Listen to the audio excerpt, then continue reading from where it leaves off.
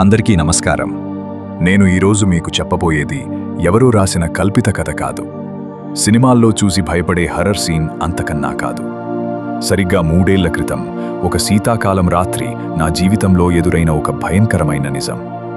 ఇప్పటికీ ఆ రాత్రి గురించి తలుచుకుంటే నా చేతులు వణుకుతాయి. రాత్రుళ్ళు సరిగ్గా నిద్రపట్టదు. ఆ రోజు రాత్రి నేను చూసిన ఆ దృశ్యం నా కళ్ళు పోయింది. అసలు ఏం జరిగిందంటే, నవంబర్ నెల అనుకుంటా, నా ప్రాణ స్నేహితుడి పెళ్లి కోసం నేను హైదరాబాద్ నుండి మా ఊరికి కారులో బయలుదేరాను. ఆఫీస్లో పని వల్ల బయలుదేరడం చాలా లేట్ అయింది. రాత్రి 9 గంటలకు స్టార్ట్ అయ్యాను. మా ఊరికి వెళ్లాలంటే దట్టమైన అడవి గుండా ఉన్న ఒక ఘాట్ రోడ్డు దాటాలి. పగటిపూట ఆ రోడ్డు ఎంత అందంగా ఉంటుందో రాత్రిపూట అంతకన్నా 100 రెట్లు భయంకరంగా ఉంటుంది. నేను ఆ ఘాట్ రోడ్డు దగ్గరికి చేరుకునేసరికి రాత్రి 1 గంట దాటింది.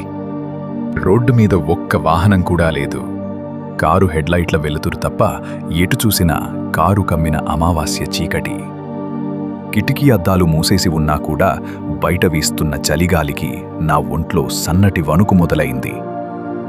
ఎందుకో ఆ రోజు అడవి మొత్తం భయంకరమైన నిశ్శబ్దంగా ఉంది. కనీసం కీచురాళ్ల చప్పుడు కూడా లేదు. ఎక్కడో ఏదో తేడా కొడుతోందని నా మనసు చెప్తోంది. కానీ ధైర్యం తెచ్చుకుని డ్రైవ్ చేస్తున్నాను. సరిగ్గా ఘాట్ రోడ్డు మధ్యలోకి వచ్చాక ఉన్నట్టుండి కారు హెడ్లైట్లు 2 సార్లు బ్లింక్ అయ్యి ఇంజిన్ ఒక్కసారిగా ఆగిపోయింది. చుట్టూ చిమ్మ చీకటి. కారులో ఏసీ ఆగిపోయింది. ఇంజిన్ స్టార్ట్ చేయడానికి ఎన్నిసార్లు కీ తిప్పినా కనీసం సౌండ్ కూడా రావడం లేదు. నాకు కొంచెం భయం మొదలైంది. ఫోన్ తీసి చూస్తే సిగ్నల్ లేదు. అరే, ఈ టైంలో ఇక్కడ కారు ఆగిపోయిందేంటిరా దేవుడా అనుకుంటూ స్టీరింగ్ మీద తల వాల్చాను. అప్పుడే మొదలైంది అసలు భయం. బయట ఏముందో చూడటానికి కారు అద్దం కొద్దిగా కిందకి దించాను. ఒక్కసారిగా ఒక వింతైన వాసన నా ముక్కుకి తగిలింది. అది అప్పుడే కుళ్ళిపోయిన మాంసంలాంటి వాసన. దానికి తోడు కాలిన వెంట్రుకల వాసన. నాకు వాంతి వచ్చినంత పనయింది. వెంటనే అద్దం పైకి ఎత్తేద్దామని బటన్ నొక్కబోతుంటే నా కారు వెనుక సుమారు ఒక 100 అడుగుల దూరంలో ఏదో కదులుతున్నట్టు అనిపించింది. రియర్ వ్యూ మిర్రర్లో చూశాను.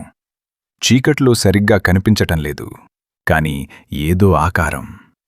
మనిషి ఆకారమే, కాని చాలా పొడవుగా ఉంది.